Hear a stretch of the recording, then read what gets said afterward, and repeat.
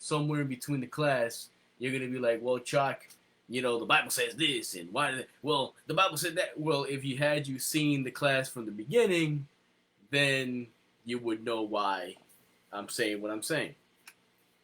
Now, preface. Uh, there were three popular calendars that Israel follows. So, actually, not even three, more like four, because you have the three phases. It depends on the three phases. One of the three phases of the moon that people follow. Either you follow, if you either you count your months by the first light, which is what I follow. You follow your count by the dark moon, which is like a day before the first light, or some people, and even that, even between that section, you have 3 days where the moon is dark. Typically, every month the moon is dark 3 times out of the month, 2 days or 3 days. It depends. Same thing with the full moon. You have 3 days where it's actually full. Now, science in the page that I'm about to go on to show you how to count the months will show you percentages, but visually, you would actually see the moon full 3 times out of 3 days. 3 nights out of the month. The only one that's actually, now I'm not citing. I side and follow the first light, but I will explain the other ways if as to not offend, and if you follow, no matter what moon you follow, you will be able to still make your calendar based off what I'm about to teach today. So now, so it's either you follow the first light, you follow the dark moon, or you follow the full moon, right?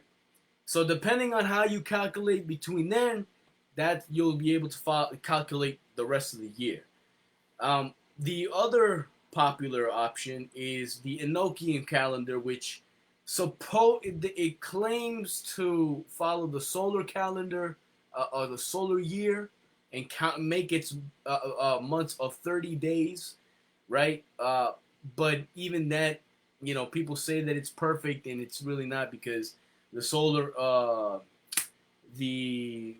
equinox, the spring one, is not a perfect. It's not divisible by 30.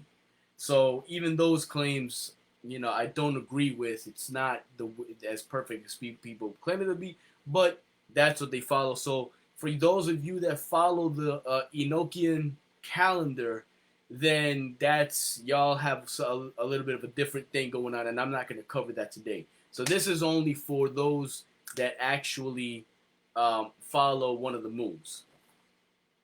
So that's just a bit of a background. So let's go back. Let's go into the scriptures, right? Genesis chapter 1, because we're going back to creation. Now, before I begin, there's one last detail. Your calendar or how you personally calculate your calendar will also vary on your opinion on when the day starts, which personally I, via scripture, have come to the conclusion it's evening to evening, but other brothers and sisters, they have a different opinion that it's morning to morning.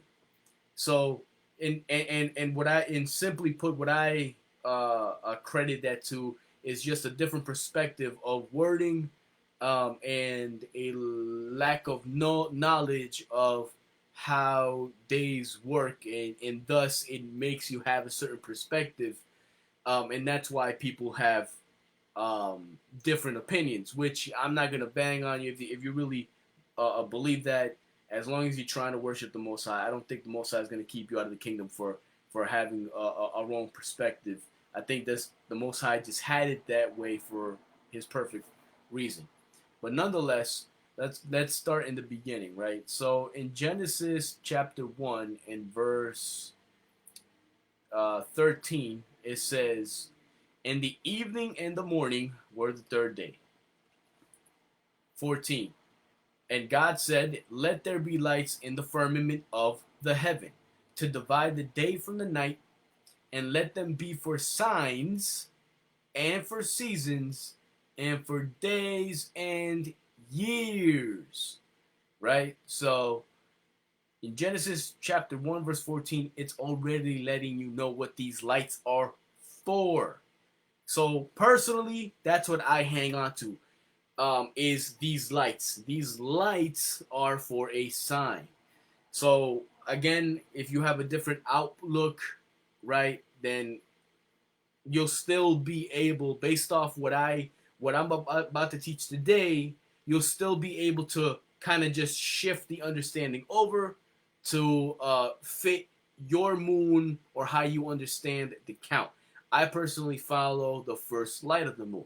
So don't shoot me down. You can still learn from this class and fit it to your understanding or your perspective. All right?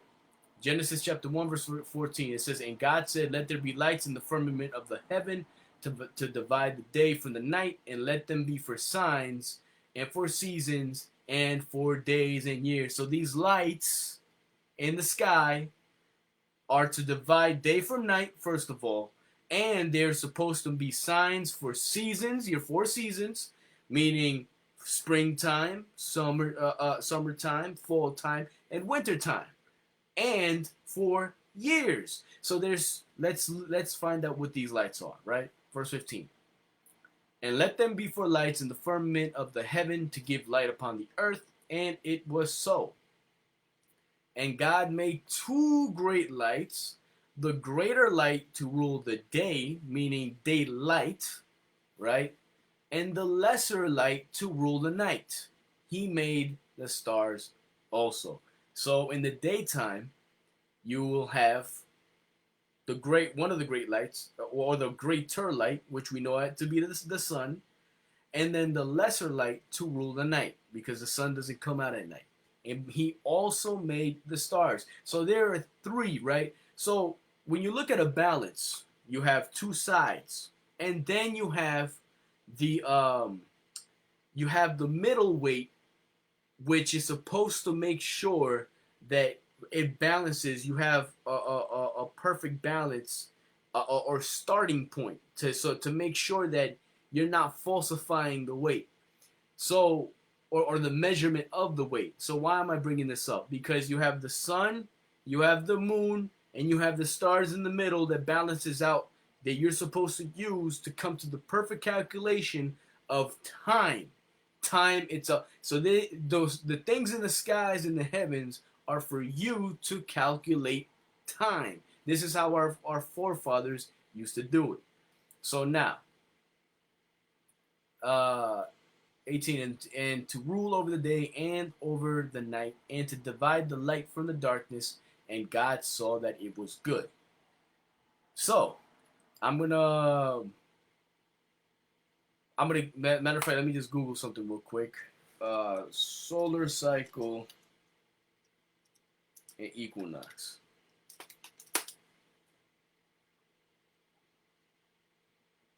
The season and the equinoxes and the solstices, right?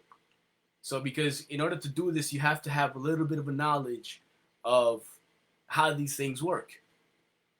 So the equinox, vernal and autumnal, meaning vernal is springtime and autumnal means fall. It says there are only 2 times of the year when the Earth's axis is tilted neither toward nor away from the sun, resulting in a nearly equal amount of daylight and darkness at all latitudes. These events are referred to as equinoxes. That's why it has that prefix equi, means equal. So, or the evening out of. It says the word equinox is derived from 2 Latin words. Here we go. Equus, which is equal, and nox, meaning night. At the equator, the sun is directly overhead at noon, and on these 2 equinoxes, the nearly equal hours of day and night is due to the refraction of sunlight or a bending. So this is to show you already. Remember that in Genesis, we just read it, Genesis chapter 1, it says that there's supposed to be signs of what?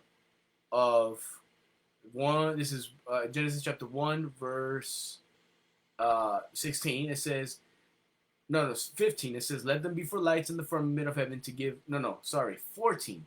It says, "Let there be lights in the firmament of heaven to divide the day from the night." So that's what it does. That's what these lights do. And let them be for signs and for seasons and for days and years. So the both, I mean, all, meaning the sun does has its part in all three. The sun will divide the day from the night, and so will the moon. But the sun will also be a sign for seasons and for days and for years. So part of the argument in Israel that's happening is that each with a lot of the opinions they will side, well, no, we're only supposed to use the sun. Then there's others that say, no, we're only supposed to use the moon. Then there's others that it's just, then even within that there's different opinions instead of using all three. So I'm showing you now that the sun is used not only for day, but it's also because of the time of the year and the degrees. Unfortunately, if you can get that deep into it, which is part of our culture, there are certain tools where you can actually measure the degrees in the sky that the sun is. And this is how, matter of fact, let's go to it. There was a king that made a he asked the Most High, look, if you're in my favor, turn the shadow of the stairs back. I think it was like Jeremiah's steps or something. Let me put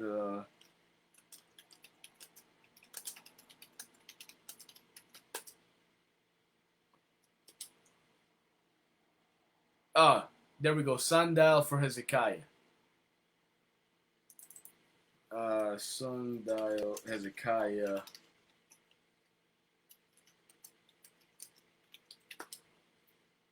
Second Kings chapter 20. Let's go there.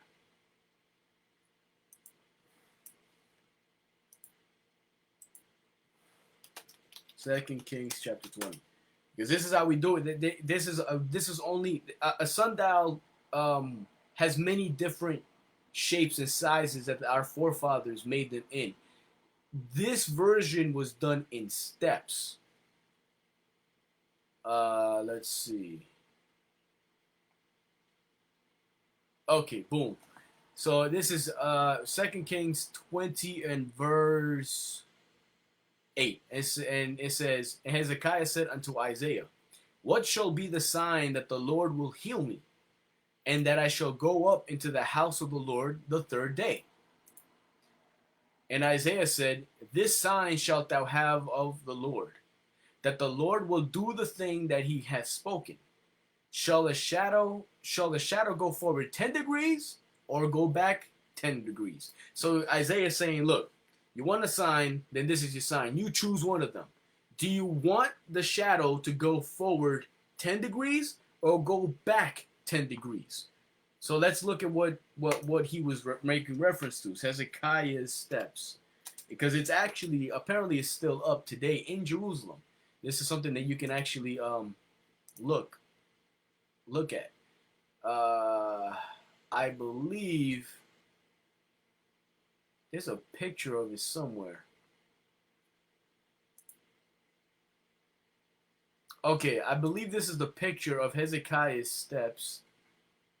Okay, look at this sundial. So just to let you know, so this is actually a sundial, but that's not what I'm looking for. Okay, so apparently these are Hezekiah's steps, but I think this is from a different angle.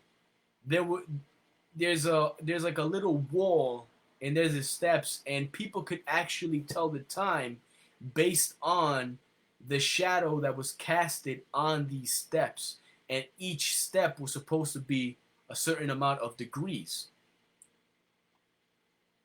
I believe it's this picture that I'm looking for.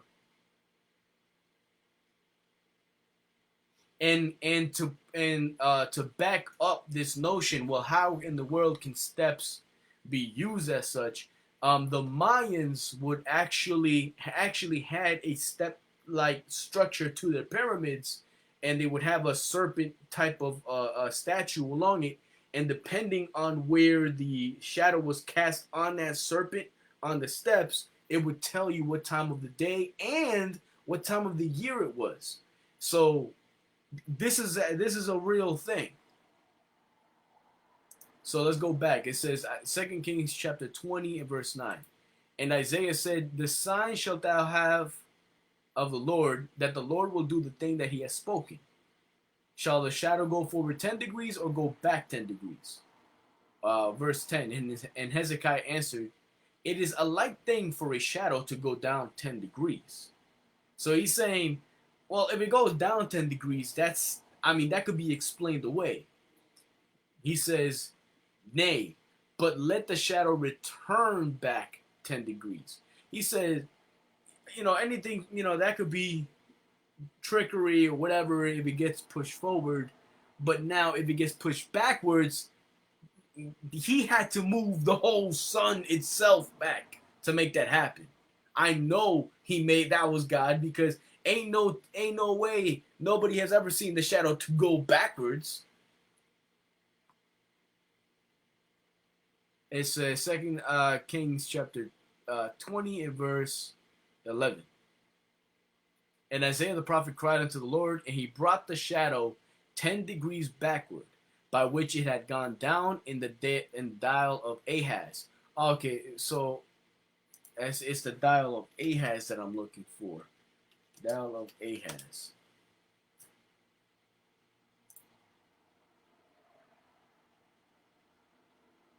Is this a sundial?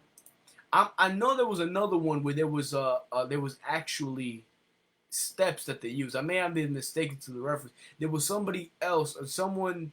There was something I was reading where Israel did have steps. So I'm assuming that this is the sundial of Ahaz.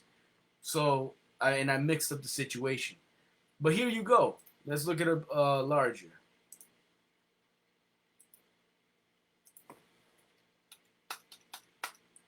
So you see here, when the sun casts his shadow, this little needle casts a shadow on the different lines. Now this works. What does this look like? This looks like exactly like a clock. This is where the design of a clock came from. It's supposed to be. A clock really is supposed to follow the movement of the sun, but now we're under a different system. But in ancient times, this calculated the 12 hours of the day, from 6 a.m. to 6 p.m., which at that point, around that time, the sun, depending on what time of the year it is, casts its shadow no longer. Right? So now, let's go into let's go back to about the sun, because it's important to learn about these things before you dive into the scriptures itself. So now the solstices in the summer, it says the summer solstice occur at the moment the Earth's tilted toward from the sun is at its maximum. Therefore, on the day of the summer solstice, the sun appears at its highest elevation, with a noontime position that changes very little for several hours, several days before and after summer solstice. So basically, it's saying it's at the in the equinoxes, the day and nighttime hours even out, but during the equinoxes, either there's on the opposite extreme where there's the least sunlight or the most sunlight. This is important, and you're gonna find out later when I start going into the scriptures. Now, the moon. Right? Let's go into the moon, because of the Most High said he was going to make the greater light and the lesser light. So let's go into the lesser light now. Now, personally, I like going to, let me go to my bookmarks. I like this website, moongiant.com. I think that it's out of all the websites, because you can go to many different websites, and Moon Giant for me has been the most consistent out of all, because there's some websites where the moon phase is not consistent, and a little bit inaccurate. Moon Giant, I've spent many hours looking through and comparing with different websites, and this one agrees with the majority. And I think when I go outside and look, it's the most accurate, right? So now let's go to a moon phase. There's a there's an option here where it tells you, it gives you like, it looks at the whole month. There we go. Boom. So, um, many people will argue. I don't agree with this, but again, don't shoot me down. You can still learn from this class that um, the moon perfectly has 30 days in it.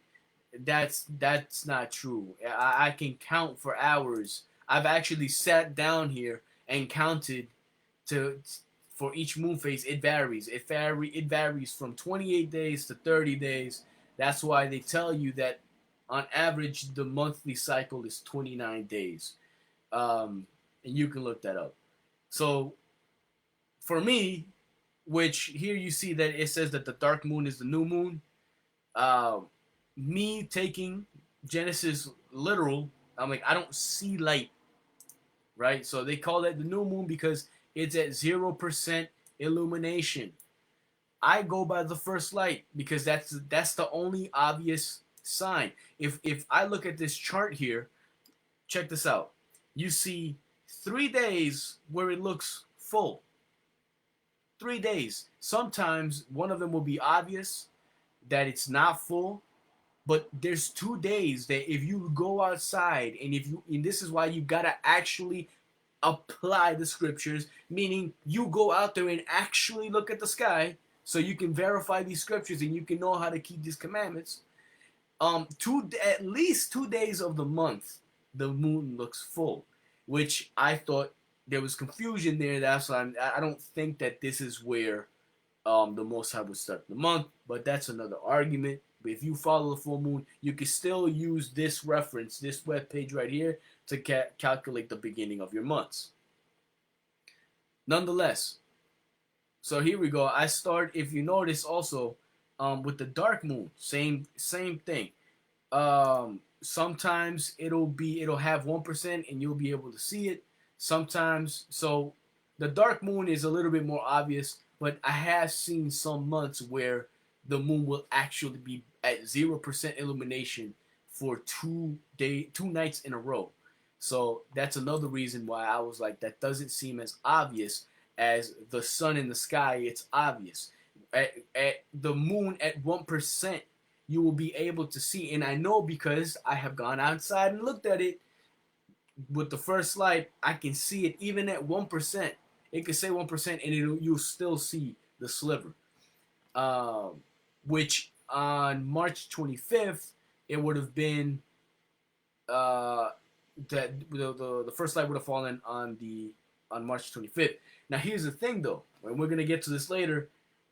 How do you, okay, fine. You, whether you believe it's the full moon, whether you believe it's the dark moon, whether you believe it's the first light, how would you be able to tell which month is the first month of the year? Because some camps put it to the they'll have their Passovers way early in February. Some will have it in March, others will have it. You have like the whole springtime where Israel is having Passovers all over the place. And I will go out and say that some of them do it because they want to be individuals. They just want to be different. Other people don't have the understanding that I'm about to expound on, because here we go. We have the sun, we have the star, so we have the moon. Now we're gonna get into the stars, right? The stars are the balancing out of the of the two.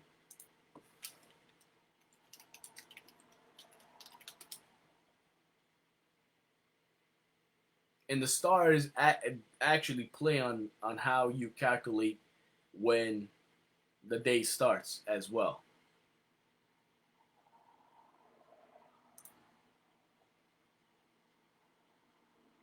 So, and you can actually tell what time of night it is as well, depending on what constellations you see. That's why when you read, as a matter of fact, let me go read something. First watch, second watch, Roman night hours. Roman night watches of the night. So check this out. It says the Jews, like the Greeks and Romans, divided the night into military watches instead of hours. Each watch representing the period of which sentinels or pickets remain on duty. The proper Jewish reckoning recognized only three such watches, entitled the first or beginning of the watches, the middle watch. These would last respectively from sunset to 10 p.m., from 10 p.m. to 2 a.m., from 2 a.m. to sunrise. But how would you be able to tell that you're at 10 p.m. or 2 a.m.? It's because you got to see certain constellations. And that right there is key because it's not just about sunset. There's a whole twilight period that you need to understand to then be able to see tell what constellations, and also depending on what time of year you're in, you have to look for different constellations. So you gotta have knowledge of all three to be able to create the most accurate as possible calendar that you can get. So I'm not gonna say perfect because again, depending on your opinion, I could be wrong, someone else could be wrong. The Messiah is gonna clear that up when he gets here. So now, let me just give you some examples. Spring constellations, right?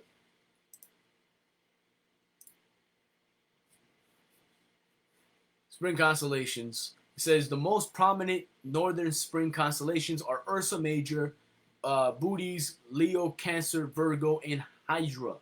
The constellations Centaurus and Crux, which dominate the night sky in the southern hemisphere, can be seen from the tropical latitudes north of the equator, but are invisible to observers living north of the latitudes 25 degrees north and 20 degrees north, respectively. For northern observers who can see these constellations, spring is the best time of the year to observe them. So if you live in the southern hemisphere, all you got to know is, well, which constellations show up in springtime for us being in the south. So nonetheless, it doesn't change the fact that the stars have different positions depending on the season around in your location of the planet. So depending on where you are, it's up to you to then look at the skies and say, well, what time is God telling me that it is? Because this is really why the Most High made the sun, the moon, the stars, because He's telling us time. We humans, we've tried to control time, and Esau has made up these calendars and everything else to control time, but we need to be on God's time. So this is why it's important to learn. Not only that, but this is going to be important for us to know when we're in the wilderness and we're keeping the high holy days, because you ain't going to have a watch out there. Okay, so this is just going more into the different constellations and how to do it. So I'm not going to go into it today because I really want to get more into the scriptures and how to actually put it together on a calendar. So check this out. But look at this. This is northern constellations: Antlia, Curvis, Lynx, Bootes, blah blah blah. But then you also have the southern spring constellations, which are the same in autumn constellations. So it's good. It gives you a list here, right? So now, let's get to the calendar. So how do you know when? So first of all, here's our first clue. In springtime, you can start seeing these constellations, right? But what else would we help? How would we know exactly when that season starts? Well, we already looked at it before. We had the spring equinox, right? That's what starts the sun. That's when it's at its most equal in spring. That's when God is telling us, here you go, spring has started. The next moon after that starts is the beginning of your months. Let's get that in the scripture. I think, what is it? This shall be the beginning of your months. Exodus chapter 12, verse 2.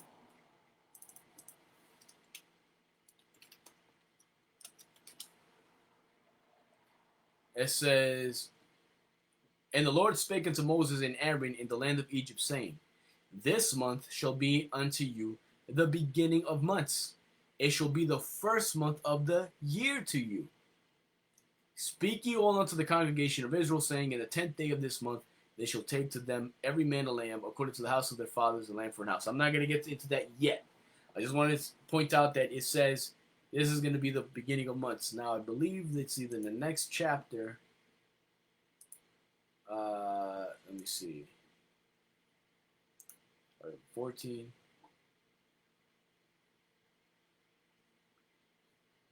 Oh, I think it was chapter 10, if I'm not mistaken.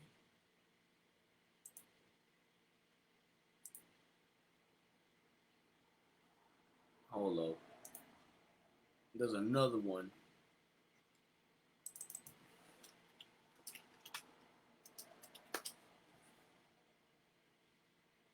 Okay, what is it? Oh, no. There was another one. Okay. Exodus 40, verse 20. No. There's another one, and it's escaping my mind, but it talks about the first month. Well, how do you know when the month starts? I already mentioned the moon, but I want to go into scripture to prove it. Numbers chapter 10 and verse 10. It says, "Also in the day of your gladness and in your solemn days and in the beginning of your months." So there's a beginning of your months that's being spoken of here. "Ye shall blow with the trumpets over your burnt offerings and over the sacrifices of your peace offerings, that they may be to you for a memorial before your God. I am the Lord your God."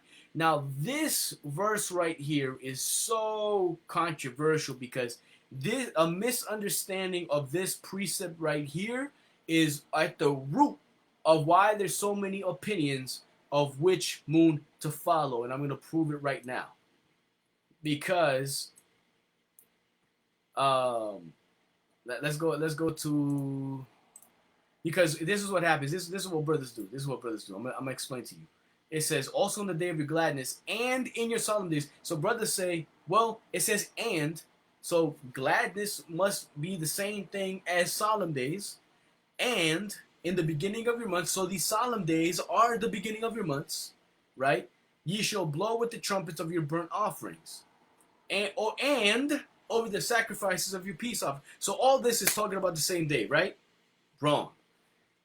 I'm going to go into the precepts. There's a bunch of them. It becomes obvious that these are different days, because it says it different times in the scriptures. Look, we have Numbers 10 and 10. We just read that. Judith chapter 8, verse 6. It says, "And she fasted all the days of her widowhood, save the eves of the Sabbath." Why? Because the day starts at evening, the calendar day. I'm not talking about daylight day. The calendar date starts in the evenings of the Sabbath, and the Sabbaths, right?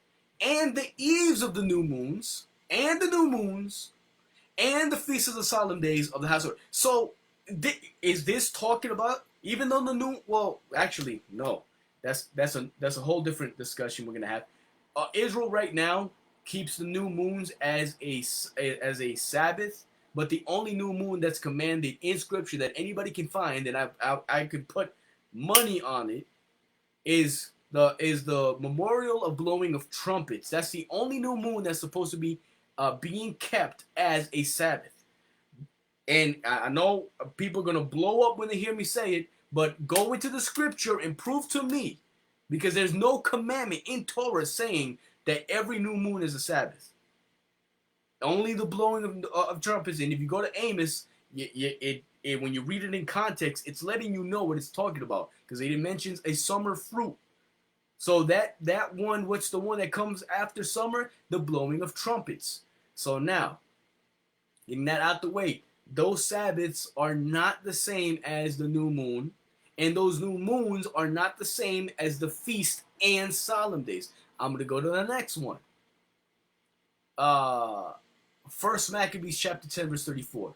Furthermore, I will that all the feasts and Sabbaths and new moons and solemn days and the 3 days before the feast and the 3 days after the feast shall be all of immunity and freedom for all the Jews in my realm. This is not talking about the same day. That all these are not the same. This is not all talking about the new moon. So brothers that are going to Numbers 10 and verse 10 and saying that all this is talking about the new moon, you're sadly mistaken.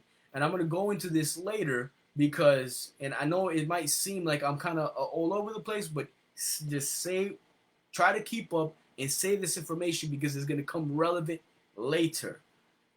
Because when you go to, let me see something.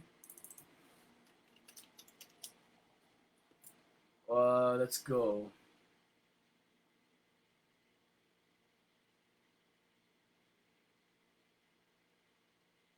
It says, where is it? Oh, there we go. Psalms 81 verse 3. It says, Psalm chapter 81 verse 3. It says, blow up the trumpet in the new moon, in the time appointed, on our solemn feast day. So brothers will go to Numbers 10 and 10 and say that it's all the same thing.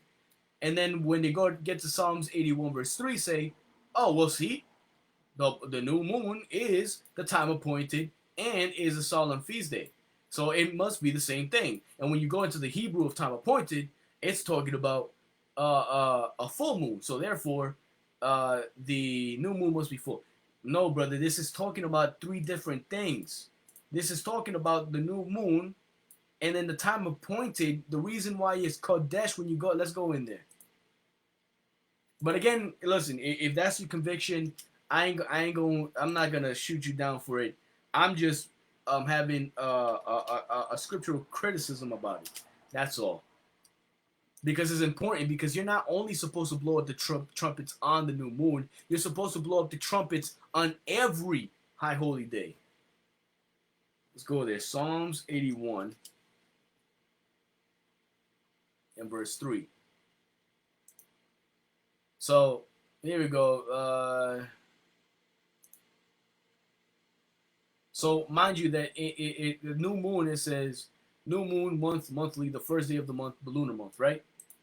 Then they go to a time appointed, and it says full moon, right? Because it says Kishi Keshe, right? It says full moon. The reason why it says full moon, and I proved it, the many different verses that it has new moon, and everything else listed, it's clearly talking about three different things. Matter of fact, look, there's First Ezra chapter 5.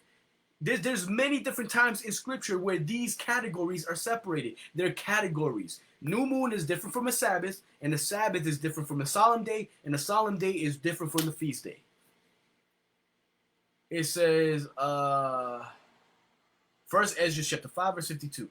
It says, and after that, the continual oblations and the sacrifice of the Sabbaths and of the new moons and of all holy feasts. So are you going to sit there and tell me that Sabbath and the new moon, it is the new moons, the same as the new moons, and it's talking about and the same whole holy feast is talking about all, it's all talking about full moons. That you can't reconcile that. It's important to understand this. I'm not doing it as an attack of those that have that opinion. I'm doing this because it's important to understand the difference between the high holy days, especially if you're looking to set up a calendar. Because if you don't understand this clearly, you're not going to have a correct calendar. So now, let's go to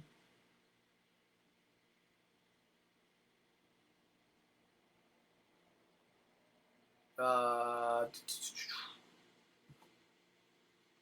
mean, even in Colossians 2:16 it says, let no man therefore judge you in meat and drink respect of a holy day, or of the new moon, or of the Sabbath days. Why? Because we sacrificed on all of them.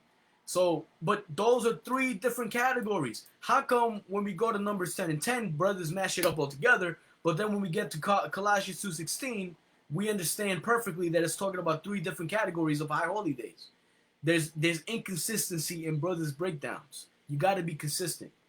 So, and let me just check for questions if anyway. Listen, if I'm going too fast for you, let me know. And don't be afraid to post your questions. I don't see any as of yet. Okay, so again, I wanted to make that differentiation because it's important to understand this when you're talking about new moons and months. So clearly, new moons was a thing, right? It was a thing that we kept and memorialized. This is why, specifically, the memorial of trumpets is a high. How does it make sense that every new moon is a Sabbath, and then, which I always used to ask myself, but then the memorial of blowing of trumpets is so significant? No, we memorialized and kept the new moons like we would Purim or what's the other day of Nicanor and stuff like that, when we celebrated and we offered up oblations and stuff and in celebration. But the memorial of blowing of trumpets, which we're going to get into once I finally get to Leviticus 23, was the equivalent as of Passover and Day of Atonement. Those are higher days. So it's clear that the new moon here is the beginning of your month, because I went into the Hebrew in Psalms 81 verse 3. It says the new moon, meaning new moon, month, the first day of the month, the lunar month, right? So now, how do you know which one to follow? So let's go. Which phase of the moon to follow? Again, depending on which one your opinion is, I'm going to show you how to do your calendar correctly, no matter which phase you follow. So remember, sun, moon, stars. You got to use all three to have a perfect calculation. So let's go to we're in the year 2020. We got to look up Vernal Equinox 2020, which fell on Thursday, March 19th. So here I'm gonna go to my calendar, and I will be making calendars and selling them in the near future. But here we go, March 2020. March 19, 2020. So this was the Vernal Equinox. Type it down. Vernal Equinox. Remember, the vernal equinox, the equinox means equal. It just means that the sun is at a position where you have equal hours in the daytime and nighttime, right? Let's go back to month view. You got your vernal equinox. Now we have to go to March 2020 of the moon phases, right? So let's go to moon phase. So this marks the beginning of spring for the sun. This is the sun where this is where it's at its degrees in the sky, and it marks a time. What time is this? The beginning of springtime. So is that where you begin your yearly count? No, because we got to count by months, which we just proved goes by a phase of the moon. Me personally, I follow the first light. That's what the Pharisees followed. This is what Christ followed. He said, do as the Pharisees. Matter of fact, let's get it. Do as the Pharisees say, not as they do. I quote this so much, you would think that I would know by heart where it's at, but I've just been dealing with so much more than just simple memorization of precepts. Read first chapter, Matthew chapter 23 and verse 3. It says, all, therefore, matter of fact, let's start from verse 2, letting you know what it's talking about. Verse 1. Then spake Jesus to the multitude and to his disciples, saying, the scribes and the Pharisees sit in Moses' seat. What is it talking about? They are in Moses' position in giving God's laws to the people. So this is what it's talking about. It's concerning God's laws. Verse 3. All therefore, whatsoever they bid you observe, meaning God's laws, Torah, that observe and do. But do not ye after their works. Their possessive, meaning outside of Torah. Don't do that. Don't follow after their hypocrisy. Don't do that. Whatever they're telling you that's coming out of the scrolls, though, the law, you do that. But their hypocrisy, don't do that. For they say and do not. And it's telling you it's hypocrisy. Don't follow their hypocritical example. Whatever, if they're reading, why? Because they would go into the synagogue and they will open the scroll and read from the scroll. So it ultimately is coming from the Most High. So do that, but don't be a hypocrite. It says, for they bind heavy burdens and grievous to be borne. And then on top of that, they would add on to scripture. They would just add on to stuff that they didn't even read in Torah. They would just give an opinion. Well, the Bible says this, and even though it's not explicitly written, you got to do this because it's to avoid you breaking this law. So, but then they themselves wouldn't follow their own advice. It says, for they bind heavy burdens and grievous to be borne, and lay them on men's shoulders, but they themselves will not move them with one of their fingers. And so the reason why I came to this is because, well, the Pharisees followed the first light. I'm just that's what Christ was following, right? So that's just to save myself the headache. That's what I'm going to do. And if Christ turns out that he just didn't think it was a big deal and really it was one of the other phases or none of them, then he'll clear it up when he comes. So that's why I follow the first light. So for the sake of the example, you'll just do it according to your phase, whatever you think is the proper phase. Where is my moon phase calendar? There we go, moon phases. March 2020. So here we are at illumination, March 24th of 2020. It was at 0% illumination. And I've stayed up many nights to make sure that this thing is accurate.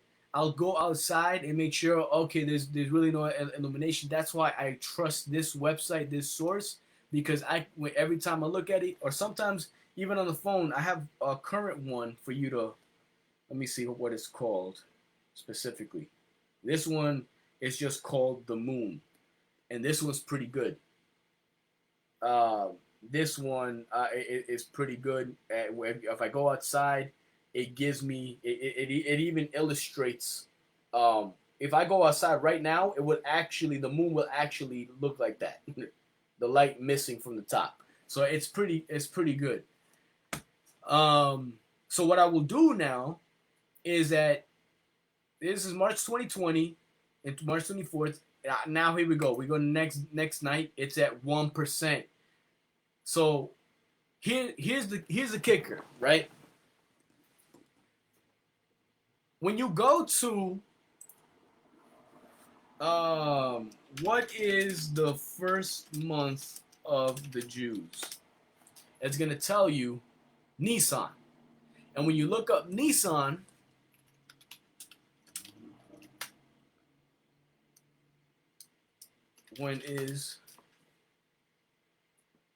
so they will typically tell you that it's March, but in other sources it will tell you April as well.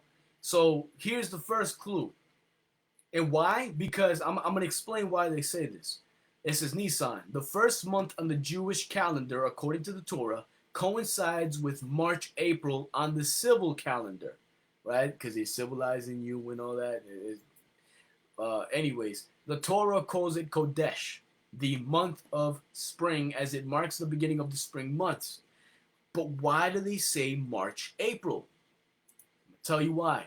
Because the vernal equinox is key to all this. It's like a boundary. Remember, I measured the. Remember, let me show you this thing. Doctor's balance.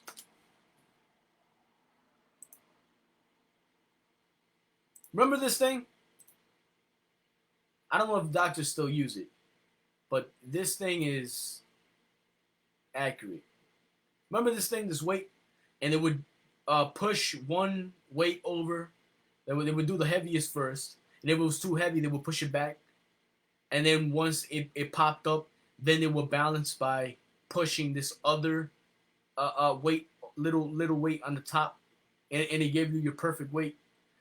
That's how you're supposed to use the sun and the moon. So the sun is the big weight.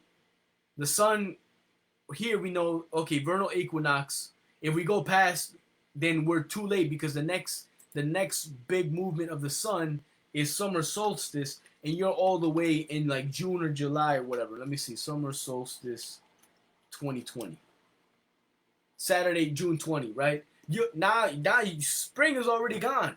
So now you're too far. So what's the next? So what do? You push it back. Okay, we're working with the spring equinox, which fell March 19th of this year, right?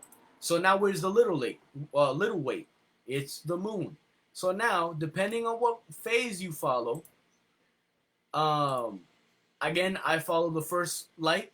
So my beginning of the year, based off the scriptural understanding that I have, the new year would have been March 25th. New year, new moon. That night, the night of March 25th, will be the first day of the first year of the month. Of 2020 for me, right?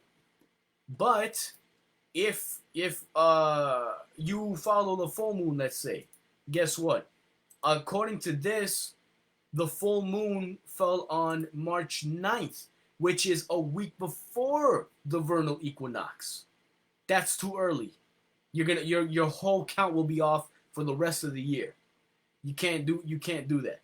So sometimes the vernal equinox will actually be a week after in the last week, which will push, or depending on the moon phase, will push the new year later. So if you follow the full moon, then you would have to go to the next month, and that full moon for April of 2020 would fall on the 8th. And those brothers that counted properly would have started their new year on the full moon of April the 8th. And that would have been their first day of their year.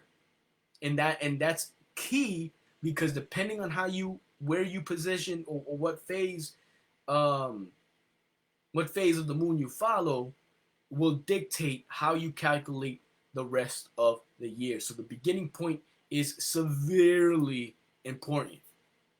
So now we got that.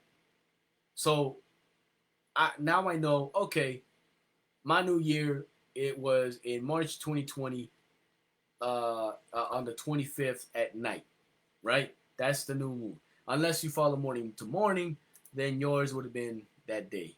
But it's gotta be the week after the vernal equinox. If you do it, hear me clearly.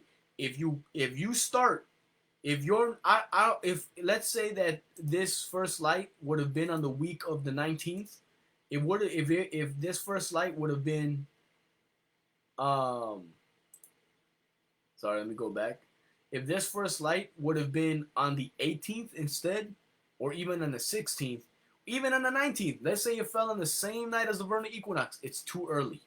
I'm telling you, I've done this for several. This year, I was too caught up in other things. I've just been following everybody else's calendars, because this takes time to do, and this is why this video is going to be so long. It's going to throw your whole count off. I'm telling you, it's got to be at minimum the week after the vernal equinox. So now that you found out what the first day of the first month of the year is, now we can start getting into Leviticus 23. Let's go. Who is messaging me? Okay. Leviticus 23. Now I wanted to do a whole video properly with pictures and everything else, but a lot of people in my circle are asking about it. They're new to this and everything else, so I'm doing this. But eventually, I want to do professional videos and go into more detail. I'm trying to keep this as short as possible right now because, this is live. So Leviticus 23 and verse 1. It says, "And the Lord spake unto Moses, saying, Speak unto the children of Israel, and say unto them, Concerning the feasts of the Lord, which ye shall proclaim to be holy convocations, even these are my feasts." Now, this always trips me out because people, and again, you can only chop it up to perspective. People just, they don't read the things the same way they do. It doesn't mean that they're dumb. It doesn't mean that they're ignorant. They just have a different perception of things. They see, some people, they see, when I'm looking at this screen right now, I see burnt brick red. Other people will see fire engine red. Other people will see pink. Other people will see green. It's not their fault. It's their eyes. So check this out. It says, verse 3, 6 days shall work be done, but the 7th day is the Sabbath of rest and holy convocation. Ye shall do no work therein. It is a Sabbath of the Lord in all your dwellings. Right? So we understand that that's talking about the 7th-day Sabbath. Now check this out. These are the feasts of the Lord, even holy convocations, which ye shall proclaim in their seasons. Why? Let me ask you a question. Why would God have Moses separate the 7th-day Sabbath by itself, and then the next verse specify, okay, now these are the feasts that you're supposed to proclaim in their seasons? So clearly, at least to me, it's telling you, okay, listen, the concerning the feast of the Lord, which ye shall proclaim to be holy convocations, even these are my feasts. So guess what? There are 52 Sabbaths in the year. He's telling you that's a lot of Sabbath. That's a lot of feasts. He's telling you these are my feasts that you're supposed to have holy gatherings in. 6 days shall work be done, but the 7th day is the Sabbath of the rest. There's a 7-day cycle here. And then now in verse 4 is saying, these, the ones after what I'm about to talk about. It says, these are the feasts of the Lord, even holy convocations, which ye shall proclaim in their seasons. The Sabbath has a 7-day cycle, but these are seasonal. For whatever reason, people, because it talks about seasons, a verse after, say that the 7-day Sabbath has to be done seasonally. Why? I don't know. The Lord bless their heart. Some people just want to be different. Other people's, it's not their fault. It's just how they understand things. Okay? It's not their fault. I'm not going to condemn them. But I'm telling you right now, this is not talking about seasonal. He's specifying right here. Verses 5 and down, those are seasonal. And I'm going to prove it. Because in verse 3, it mentioned nothing about months, which has to do with the moon. It mentioned nothing. But now in verse 5, it says, "And the 14th day of the first month at even is the Lord's Passover." So now it's a month. We're talking about lunar cycles. Now you guys that follow the Enochian calendar, I'm sorry, I don't. You're not. You're probably gonna disagree with this and chopping my head off. But this is for the people that follow the moon. So, month, moon, that's where it comes from. So it says, now, again, people will argue with that, but it is what it is. It says, in the 14th day of the first month at even is the Lord's Passover.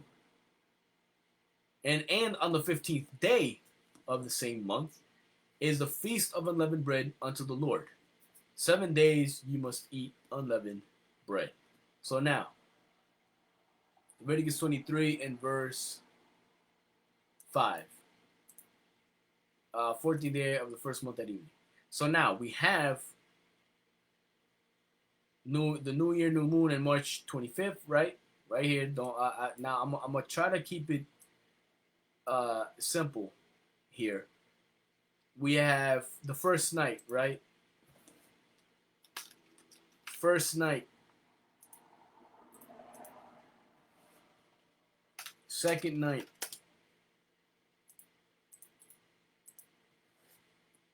Third night. And I'm doing this walking through with you guys because a lot of people get lost in the sauce. This is not for the how do they say it? I forget the term. Anyways, it's not for the feeble, I'll say. Fourth night.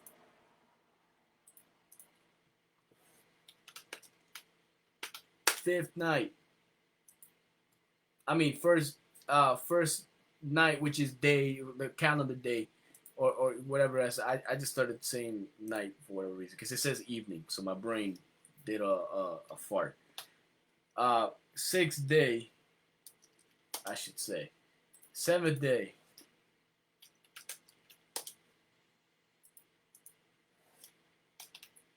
Eighth day. Ninth day, because it starts at evening, but it's the calendar day. 10th day. 11th day.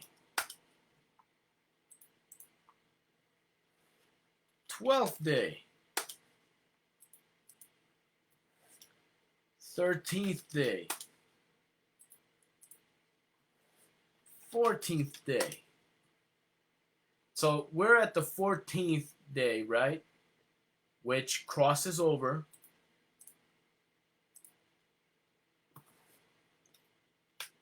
15th. So, 15th day. So remember that when we say 14th day is because the day starts at evening. Therefore, this crosses over into April 8th. And at evening makes it what? It makes it the 15th day, the beginning of the 15th day. So now it says 14th day at evening. So this will be on the 8th. And then it crosses over. I wish I had the I should have done this on Illustrator, honestly, because then it'll be a little bit less confusing. So if I type it out, and I think that's what the reason why I was doing it as night too. So the night comes before the day, right? 14th night. And I'll change this as 14th day and then 15th night. And I think that way it makes more sense to y'all. So since I don't have the visuals to back this up.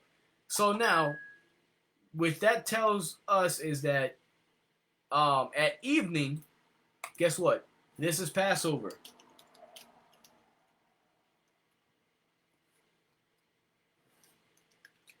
Passover Eve.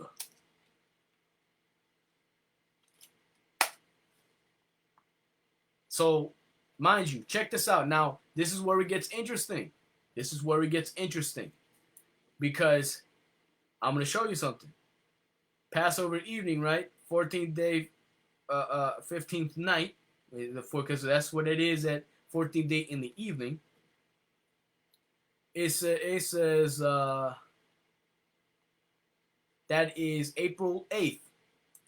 Now, let's go back to our moon phase calendar and see which phase it lands on. April 8th, boom.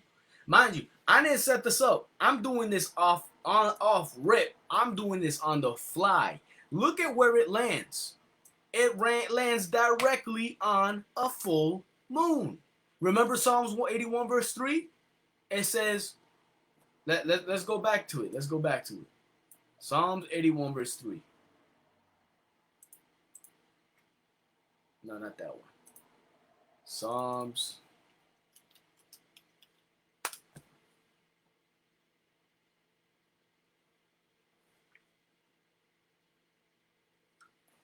Psalms 81 verse 3, it says, blow up the trumpet in the new moon, in the time appointed.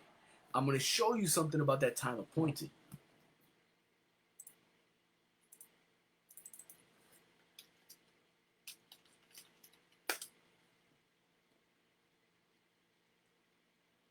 Check this out. Exodus 23 verse 15.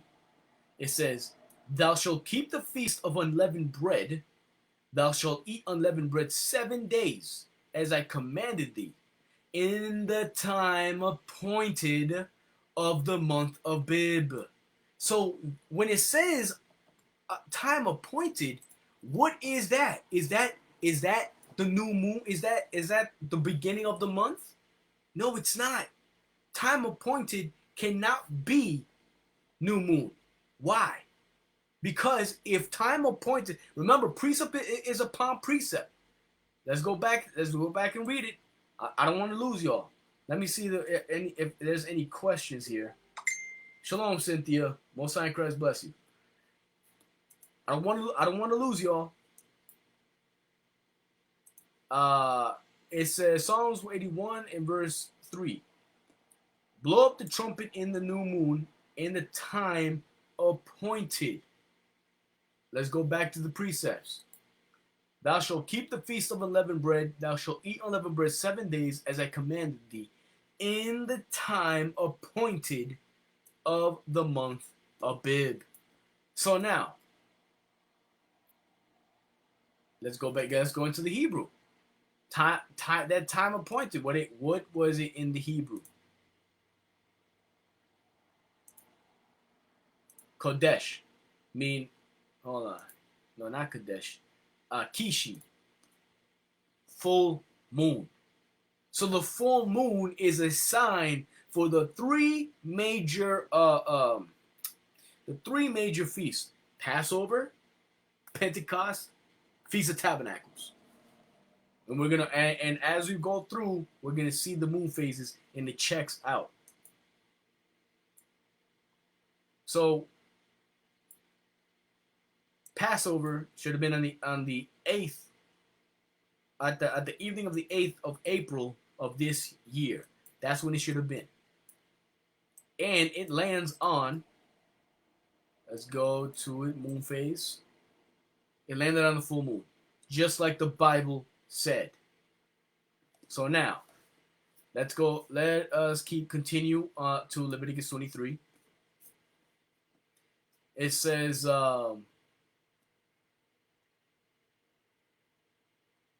15th day of the same month.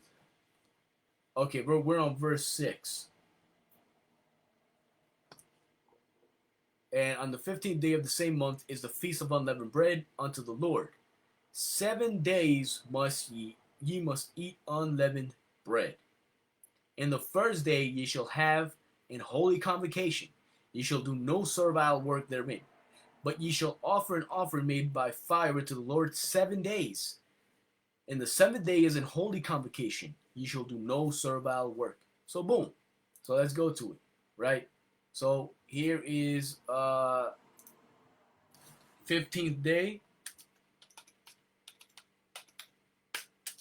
15th day, 16th night.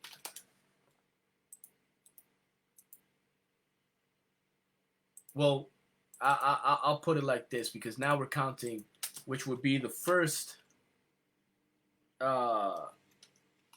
Also, I'll put a number 1 there, because that's the first day of the feast. So that's 1. Now this is 2. 16th day, 17th night. And I gotta do it like this. And if you listen, if this is boring to you, feel free to fast forward just a minute or whatever, or whenever I get to the point. But I have to do this step by step, because a lot of people get confused over this. Now I'm gonna put 3. This is 3. The third third day of unleavened bread. Let's see. Third. This is the 17th day, 18th night. Number 4. Put this over here. This is number 4. 18th day, 19th night. This is number 5. This is 19th day, 20th night. 6 is the 20th day, 21st night. And now we get to 7, which is last day of unleavened bread.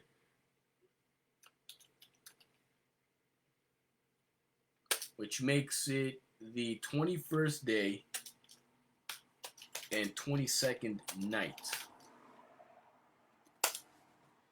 So this whole week here is Feast of Unleavened Bread, from the 8th to the 15th. So now we got that part. It says, but you shall offer an offering made by fire unto the Lord 7 days. Now here's another tricky one, because we overlook this, but this is a thing that a lot of us ignore. But it says, verse 10, speak unto the children of Israel and say unto them, when you be come into the land which I give unto you, and shall reap the harvest thereof, then ye shall bring a sheaf of the first fruits of your harvest unto the priest.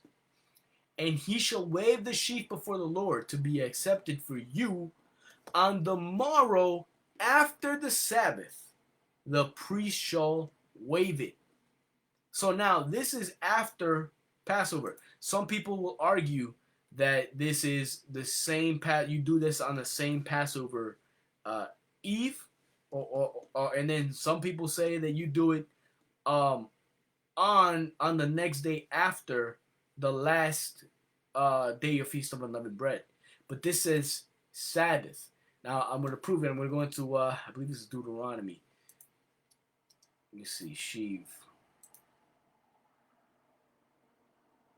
And it's important to understand the sheaf, because if you don't understand the sheaf, then you're not going to get a proper count for the Feast of Pentecost, because you're supposed to count seven Sabbaths. That's why it's called the Feast of Weeks.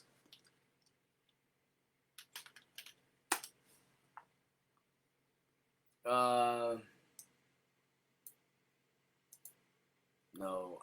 Let me see. What's the wording again? Verse 10, first fruits, harvest. You know what? Sickle. There we go. Sickle. How do you spell sickle?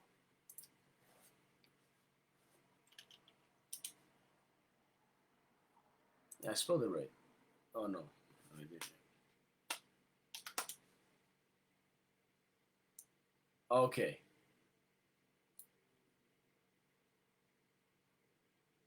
Deuteronomy chapter 16 and verse 19.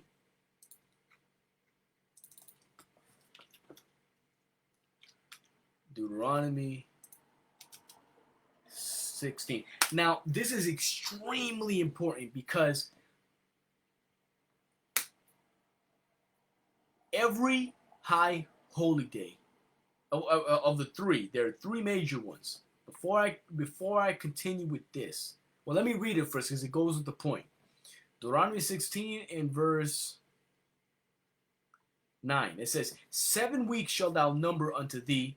Begin to number the 7 weeks from such a time as thou beginnest to put the sickle to the corn. So Deuteronomy 16 and 9 is very key, because you're not supposed to put the sickle to the corn until after Passover. And we're gonna get that is the law. KJV. Let me put corn. Maybe corn will work. Oh, matter of fact, verse 14. Leviticus 23:14. Leviticus 23, verse 14. It says, and ye shall eat. Now, this is still doing with the sheaf. It says, and ye shall eat neither bread, nor parched corn, nor green ears, until the self same day that ye have brought an offering unto your God.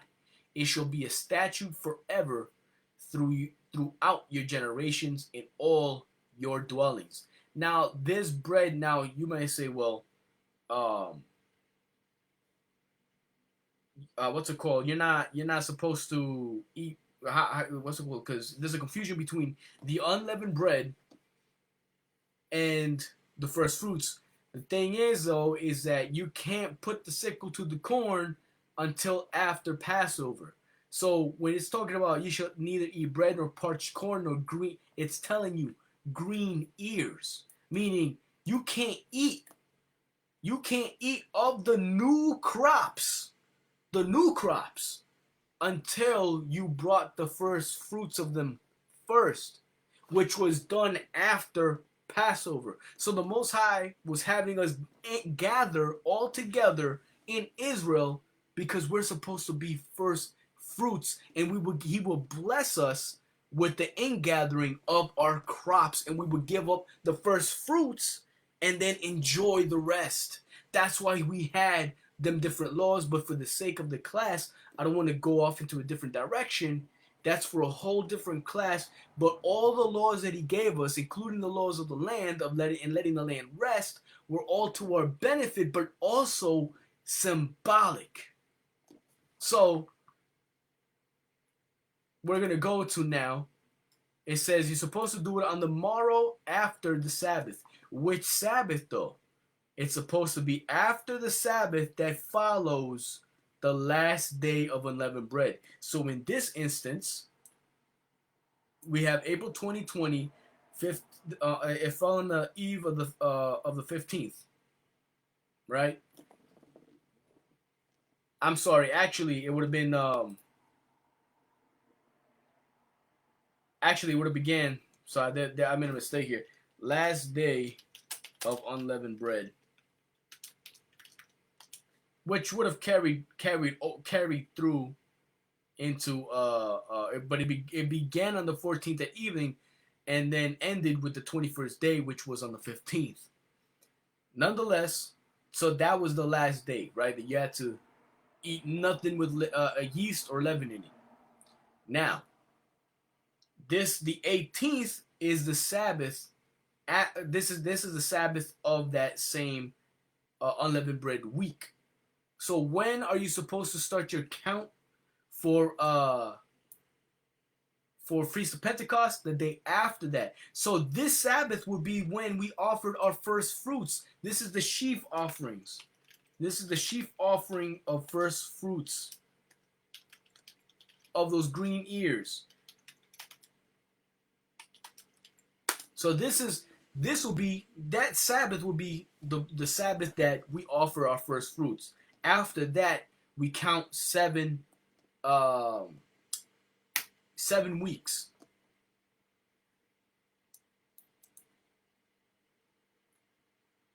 It says, let's read it again. This is Leviticus 23, verse 10. Speak unto the children of Israel, and say unto them, when ye be come into the land which I give unto you, and shall reap the harvest thereof, then ye shall bring a sheaf of the first fruits of your harvest unto the priest. And he shall wave the sheaf before the Lord to accept it, to be accepted for you on the morrow after the Sabbath. I'm sorry, I made a mistake. I knew something was off. So, no, the sheaf offerings would be done. The offerings would be on that first day of the week after the Sabbath. So this is the 18th will be the Sabbath, and you do it the day after the Sabbath. And then you count 7 weeks. That's why Pentecost always falls on a Sunday. So now, let's count 7 Sabbaths. You have the 26th, first Sabbath. You have the 3rd of May, second Sabbath. You have the 10th of May, third Sabbath. You have the 17th of May, fourth Sabbath.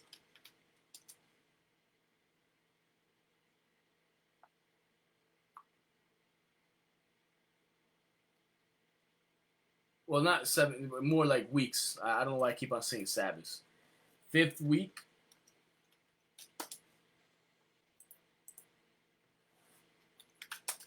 sixth week,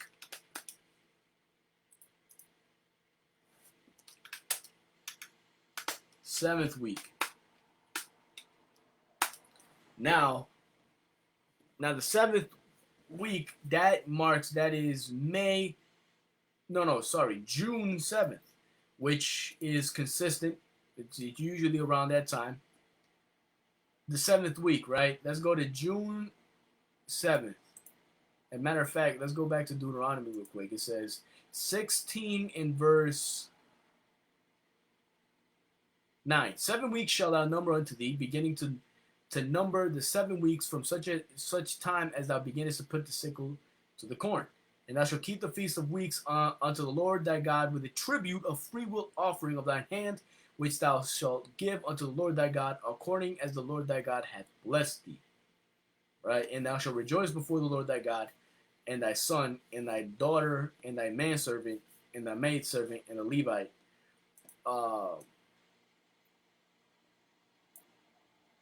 Let me see something. I just want to make sure I counted it right. That's okay. So we start there. 1 Sabbath, 3 Sabbaths, 4 Sabbaths on the 23rd, 5th Sabbath, 6th Sabbath, 7th. So I'm sorry. So this is the beginning of the 7th week. My apologies. So this will be day 49. Day 49. And on the 14th, this will be day 49. This will make it the 50th day.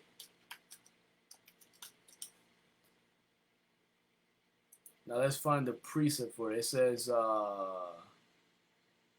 it's in verse 10. And thou shalt keep the feast of the week keep the feast of weeks unto the Lord thy God with a tribute of a freewill offering of thine hand, which thou shalt give unto the Lord thy God, according as the Lord thy God hath blessed thee.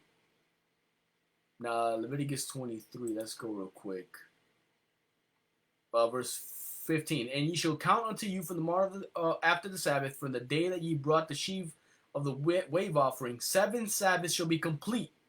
And now, so this is important. So 7 Sabbaths shall be complete. So from that time, it's 7 weeks.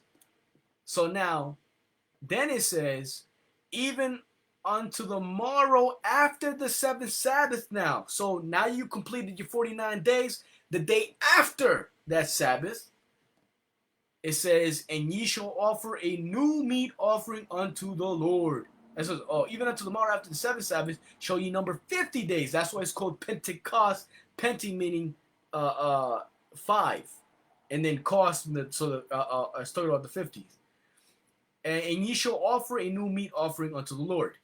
Ye shall bring out your habitations 2 wave loaves of 2 tenth deals. So we don't do that anymore, obviously. But so now here you go. So we have day 49 being June 13th, right? And then the day after is, which begins the 13th that evening, is Pentecost. So this is Pentecost over here.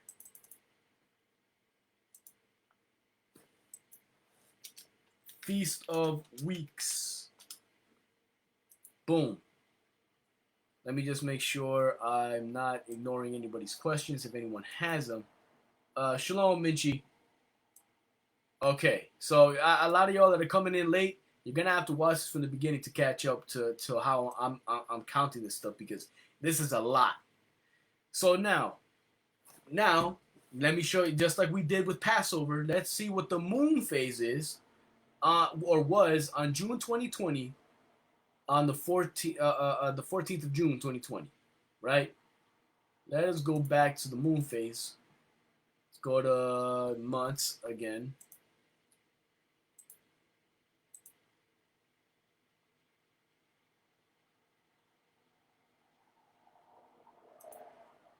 June 14th.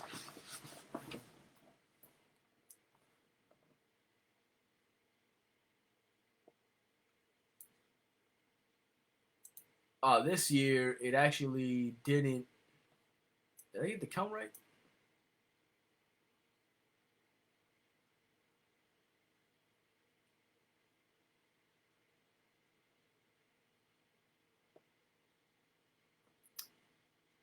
First week, second week.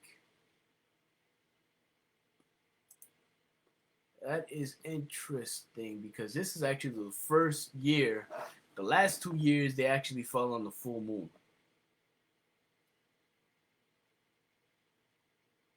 So this is the first. This is the first for me. That's interesting. So maybe I have to go back and revise that. Typically, every other year it actually lands Pentecost. Passover never fails. It always falls on the full moon. But this is the first year where I actually see Pentecost not fall on the full moon.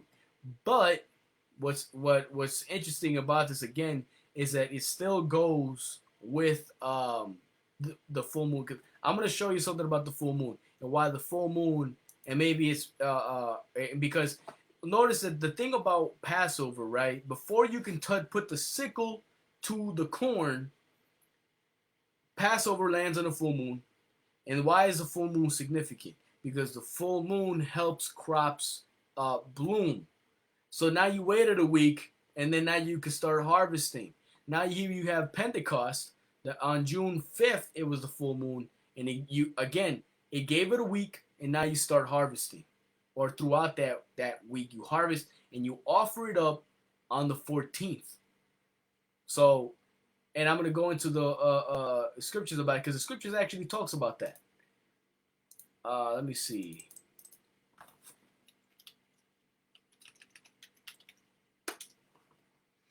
Let's go to, was it Esdras? No. Sirach. I believe it was this one. It's either Sirach 27 or Sirach 43.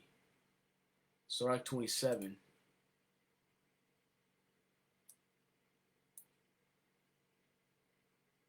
27 in verse 11. No, that's the wrong one. That's not what I want. So it must be 43 then. Sirach 43.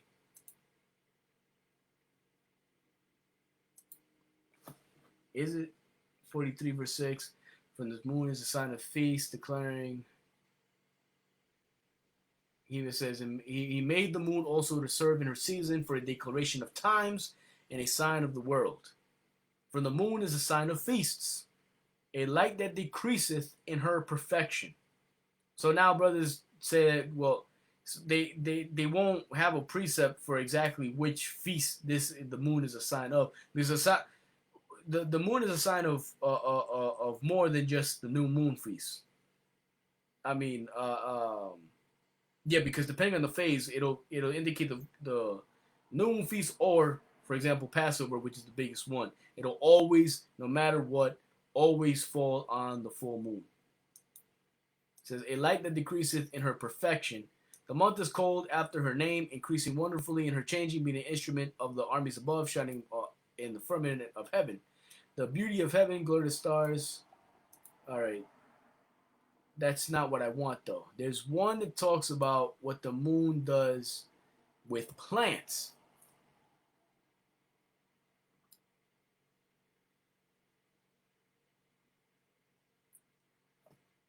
I think it might have even been in Deuteronomy. Let me give me a second, look for it.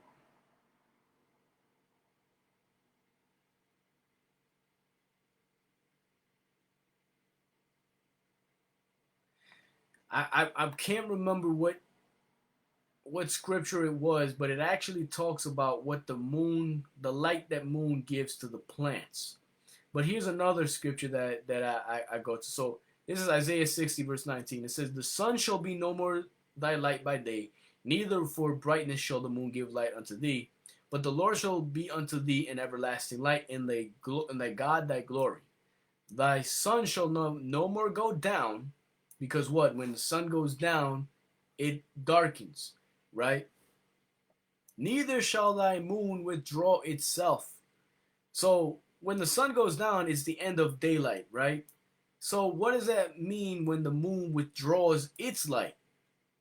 It's the end of what? It's the end of the month. For the Lord shall be thine everlasting light, and the days of thy mourning shall be ended. So this is I'm just letting y'all know how I came to the conclusion that the first light is the beginning of the moon. But again, whatever you choose, you can still use this class to make your calendar to fit whatever phase you have. So now we got the 50th day, which is the Feast of Weeks. So now I'm showing you again. This is how you count these things, right? Now let's go back to Leviticus 23. Then you have what's the next one?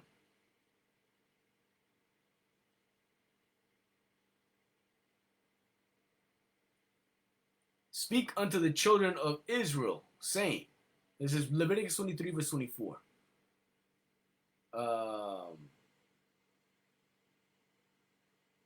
Speak unto the children of Israel, saying, in the 7th month, in the 1st day of the month, shall ye have a Sabbath, a memorial of blowing of trumpets, and holy convocation. So now, this is the 7th month. So now what do we have to do? Right? We calculated these by weeks and stuff like that, right? These first 3 high holy days. But now we got to go back. We found out that using the sun, the vernal equinox, which was March 19th of 2020, the whatever phase you believe is the new moon, it has to come after the vernal equinox, and that will be your first month. So for the first light, it fell on the 25th of March of 2020. So that was the first moon. So now we got to find out on the 7th month, the 7th moon. So let's go back. This is moongiant.com. I like this website. So this was March 25th of 2020. When is the next one? Next one would be the 24th. So I'd go to April. April 24th is the 2nd month, right? That's month number 2. And you got to be careful because sometimes you'll have 2 new moons within one Greek month. So you got to pay attention to this. So now for May, it would fall on the 23rd. So now we go down, May 23rd, 3rd month.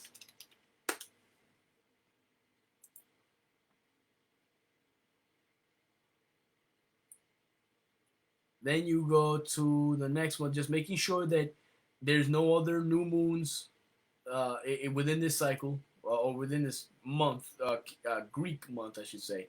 So for the Greek month of June, the new moon fell on the 22nd. June 22nd, 4th moon, right? Was it 4th moon? Yeah, 3rd. All right, so we're on the 4th month now. Making sure. Now the Greek month of July, it fell on the 21st of July. Now we're in the 5th month.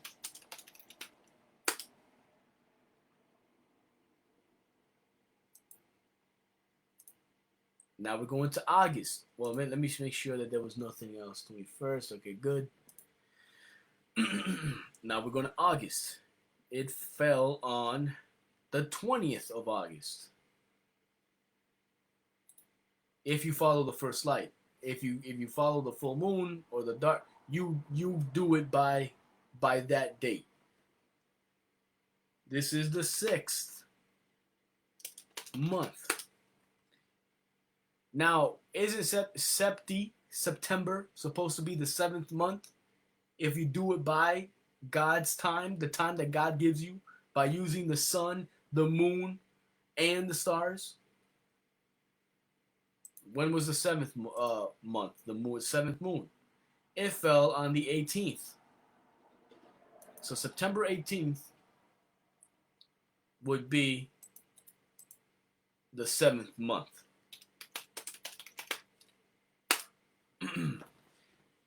So this is the memorial of trumpets.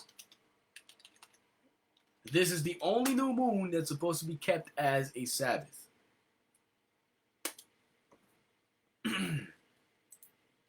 So now, let's see.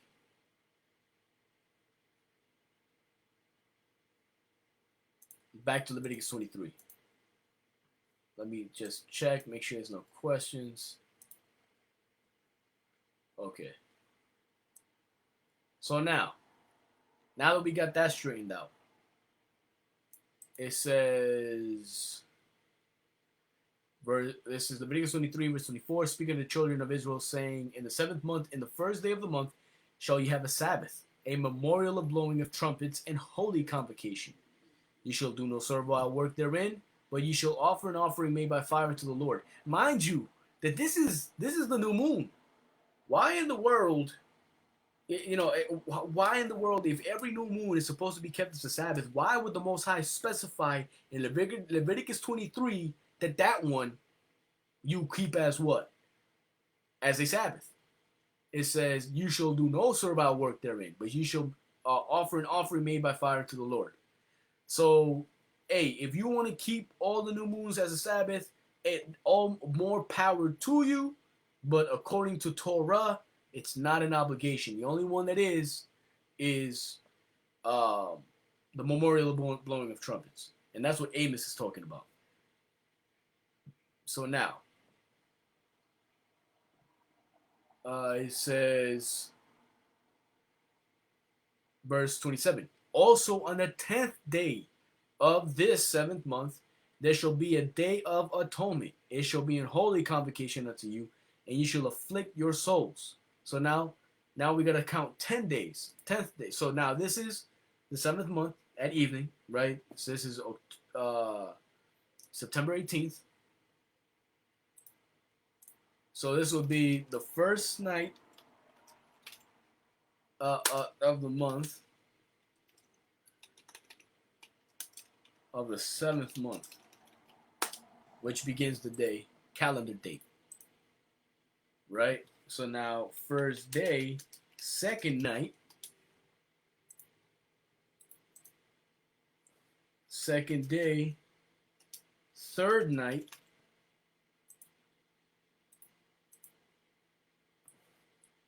third day, fourth night.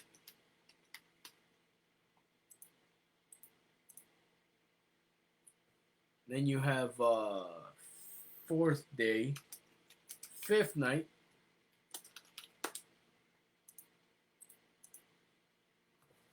fifth day, sixth night. And if you're wondering why I'm putting the night before the day, it's because that's how I view it.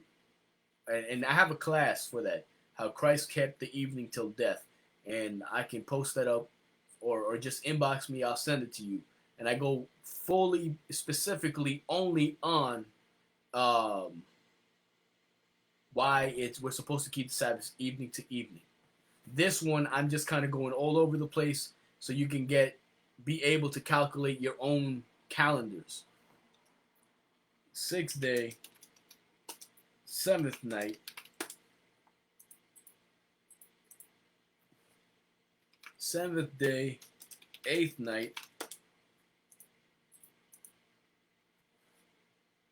8th day, 9th night, and then you get 9th day, 10th night, and that begins Day of Atonement. This is the eve of Day of Atonement, and that's when you start your fast. So this year, the Day of Atonement should have fell for brothers that follow the first light. It should have fell on September 27th that evening. That's the 10th, right? Going back to Leviticus 23 now. Leviticus 23, and we're going to go. And this is proof right here. It says, verse 32, it shall be unto you a Sabbath of rest, and ye shall afflict your souls in the ninth day of the month at even from even unto even shall ye celebrate your Sabbath. So your Sabbaths are supposed to be done. This is for your high holy days. So there's a civil calendar, because and again, brothers don't understand these things, and they either choose one extreme or the other. Our civil days, our day-to-day life, yes, it goes morning to morning when it comes to business and work and all this other stuff. But your God's high holy days run from evening to evening. All of them do. All of them do. But when it comes concerning everything else, yes, we're gonna do it because we're not marsupials. We're gonna live our life out morning to morning, but that's not how you run God's holy days. With you do them evening to evening. So there's two calendars going on here. You have your solar for your day-to-day activities, and you have your lunar, which is supposed to be your ceremonial calendar. That's what Leviticus 23 is. And this misunderstanding brings about a lot of division in Israel. And this is why the Pharisees ran this stuff the way they did. And again, if you want the class, I'll post it on my Facebook, but you can also inbox me. I'll send it to you. Make sure you get it directly. Okay, so now let me go back in my corner here. It says now we gotta count to the 15th day. It says Leviticus 23 verse 34. Speak unto the children of Israel, saying, the 15th day of this 7th month shall be the Feast of Tabernacles for 7 days unto the Lord. So by this time now, there's a lot of other stuff that I want to go into, but at this point you should know how, right? So let's just do Feast of Tabernacles last, because you still have Feast of Hanukkah, you still have the 4th day of fastings, which nobody in Israel does, at least not that I've seen, but I'm definitely going to want to start implementing this year coming up, or at least whichever fasting day comes up. There are four fasting days in Scripture that the Most High promised us and prophesied that He was going to make days of gladness for us. So in the kingdom. So, but I'll make a class on that. But at this point, you should know how to count it. So let's do the last major high holy day. This says the 15th day, right? So now this is the 10th day, 11th night,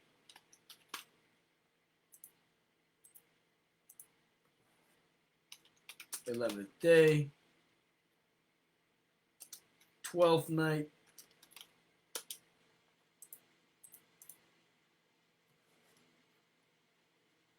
12th day, 13th night, 13th day, messed it up, 13th day, 14th night, 15th day,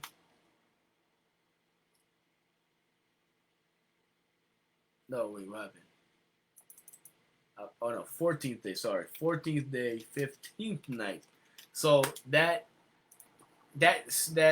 on September this year, it should have been on October the 2nd at night that brothers that follow the first light should have started their Feast of Tabernacles.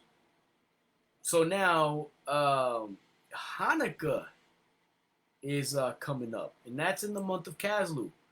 So this should be like around the corner. So matter of fact, I'm gonna go one more. Let me see.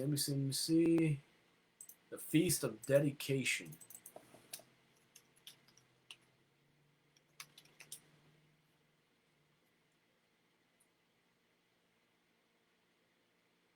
let me just put it Caslu 10th. It should be like 10th month.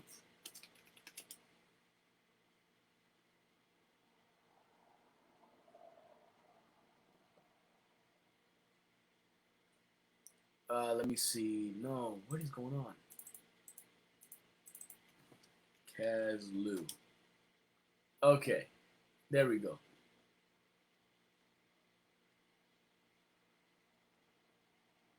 And now see that ye keep the Feast of Tabernacles in the month of Caslu. Therefore, whereas we now purpose to keep the purification of the temple upon the 25th day of the month Caslu, we thought it necessary to certify you thereof, that you also might keep it as the Feast of Tabernacles, and of the fire, which was given us when Nehemiah offered sacrifice after that he had builded the temple and the altar. So Hanukkah is not anything new at all. Nehemiah did this dedication feast because it's a dedication of the temple. He did it when he dedicated the temple. So it says on the 25th day of the month Caslu, which is the 10th month. So, and let's look that up. When is the month Caslu? Sorry, not the 10th month. It's the 9th month. Is it? Okay, third month of the silver year, and then they got a whole. They're dealing on a different. It's not the third month. It says in the 9th month of the Jewish sacred year on the Hebrew calendar, which falls between November and December. So 9th month, right? So we already determined that the 7th month fell on September 18th, right? September 18th. We're going to October now. The next one, that October is the 8th month. Octopus, right? Octagon. October 17th. October 17th. 8th month. And the reason I'm saying this is because it's the first light. I follow the first light. November. The 9th month falls on the 16th. November 16th. What day is today? Ooh. November 16th.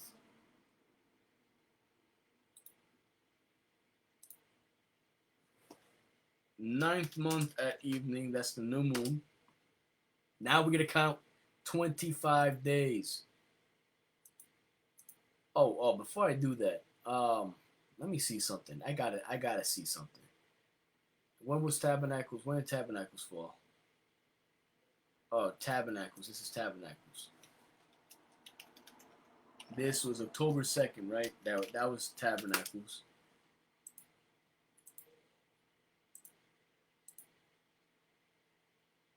Okay, boom. So, see, Tabernacles, and this is what I always experience. For some reason, Pentecost is always a little funny for me. I'm not sure why, but the three major ones every year, because even Pentecost, even the years before, even though it did fall technically on the full moon, it wasn't at 100%. It'll be like a 99% full moon according to science, but visually it's full. This is the first year where Pentecost did not fall on on a full moon, but Feast of Tabernacles fell on the new moon. So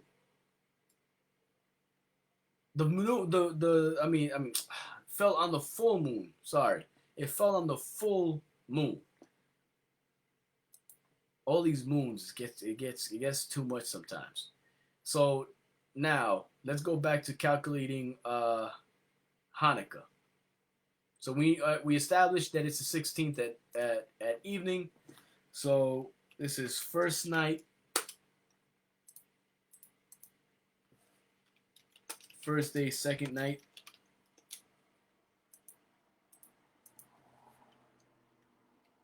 Second day, third night.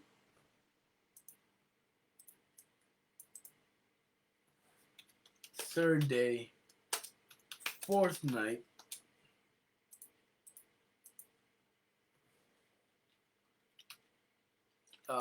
fourth day, fifth night. And this is why I kind of avoided making the cat. It's so time consuming. But now I'll be able to, now because I have a starting point again. And that's the thing. You can leave off as long as you know when the vernal equinox is and everything else. You'll never get this wrong. You gotta use God's clocks, and it doesn't matter. You'll never get confused. God gives you he shows you how to tell time according to him, his time. This is fifth day, sixth night.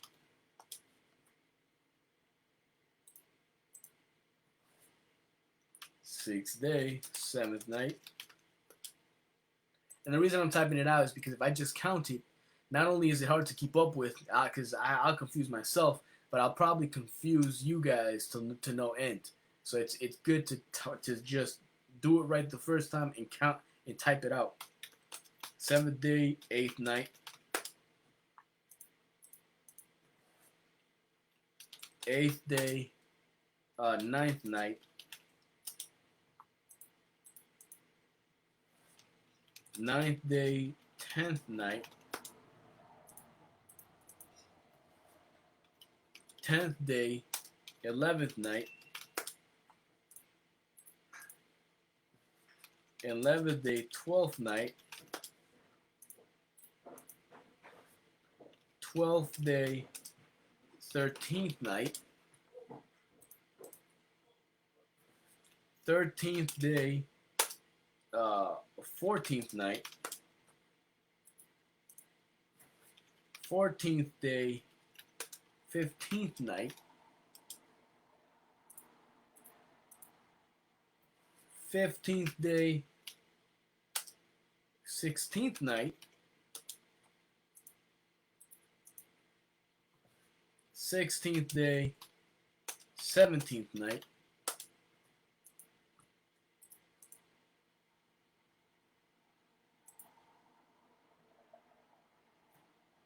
17th night, 17th day,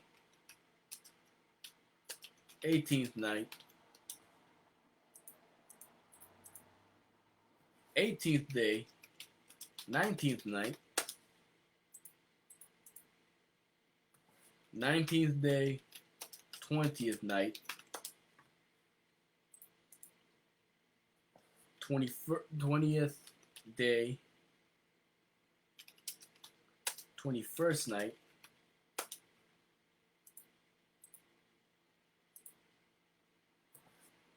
21st day, 22nd night, 22nd day, 23rd night, 23rd day, 24th night, and then finally 24th day and 25th night, right? So boom, Hanukkah. So December 10th at evening gives you the evening of Hanukkah. So that's when this is Feast of Dedications, also known as Hanukkah, and it lasts for 7 days. Whew. Well, hopefully this was educational. I know it might have been boring because it is tedious making this thing, but I had to make it, with you guys, because if not, this is probably the least confusing way to do it, because it if you watch me do it and you see, and I'm explaining what I'm doing and how I'm counting, you'll get it better and you can do it yourself, versus me just having a chart and then just pointing and everything else. You see it being made. You see the progress. So hopefully you'll found it educational, and you understand God's calendar a little better. Mind you, there's a lot of more days that I ain't doing this, but I will be making calendars soon for this upcoming year, and those will be on for sale. So Shalom, and Most High in Christ bless you all.